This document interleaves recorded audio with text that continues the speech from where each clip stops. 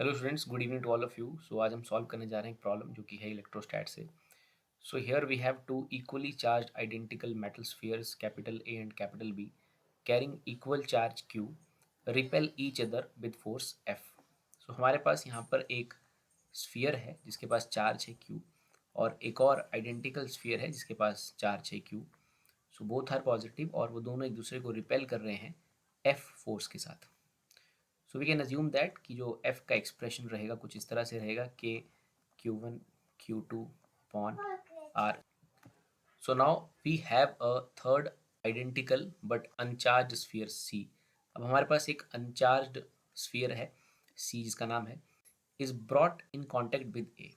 हम इसे अब ए के साथ कॉन्टेक्ट में लाएंगे एंड देन रिमूव करेंगे, एंड देन उसके बाद हम सी को बी के पास लेके जाएंगे एंड देन फर्दर रिमूव करेंगे। और हमसे पूछा जाएगा या पूछा जा रहा है find force between A and B now. तो इनिशियल कंडीशन ये दिया था ए एंड बी के पास क्यू क्यू चार्ज है, उनके बीच का फोर्स एफ है, and now we have third sphere C.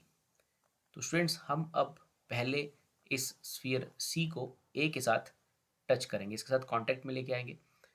तो सी जो है वो अनचार्ज है और ए के पास चार्ज है क्यू। कुल मिला के दोनों के पास जो चार्ज है वो है क्यू। तो अब ये दोनों चार्ज शेयर करेंगे जब तक कि दोनों के पास सेम चार्ज ना आ जाए। तो शेयरिंग के बाद ए के पास जो चार्ज रहेगा that is Q upon two, और सिमिलरली अब सी के पास जो चार्ज है that is Q upon two. और इसके बाद हमने यहाँ पर बेसिकली सी को ए से रिमूव किया है और अब सी को हम कॉन्टेक्ट में ले जाने जा रहे हैं बी के साथ, एंड बी के पास है चार्ज क्यू, एंड अब सी इसके साथ कॉन्टेक्ट में आया है, सी के पास चार्ज है क्यू अपॉन टू।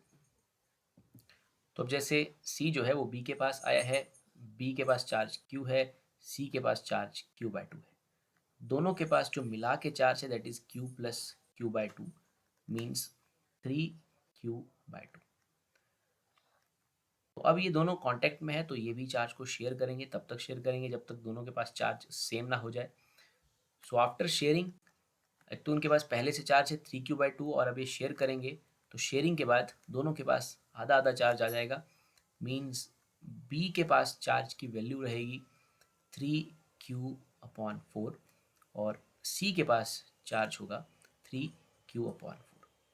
बिकॉज इनके पास टोटल चार्ज 3Q/2 था students, they will share the charges and get 3Q/4 3Q/4। So अब इसके बाद हम सी को जैसे ही दूर ले जा चुके हैं, इसके पास 3Q/4 है, बी के पास 3Q/4 है। हमसे क्वेश्चन में पूछा गया है कि अब ए एंड बी के बीच में कितना फोर्स होगा। हम उस फोर्स का एक्सप्रेशन लिखेंगे एफ डैश के। ए के पास चार्ज है अब Q/2 और बी के पास चार्ज है 3Q/4 एंड डिस्टेंस का स्क्वायर। सो एफ डैश का एक्सप्रेशन आ रहा है K Q square upon R square into 3/8। So as we know that from equation 1 k q square upon r square basically f है, so it is 3/8f। so ये सब process repeat करने के बाद जो नई फोर्स है ए एंड बी के बीच में वो है 3/8f। so this is the answer for this problem. Thank you.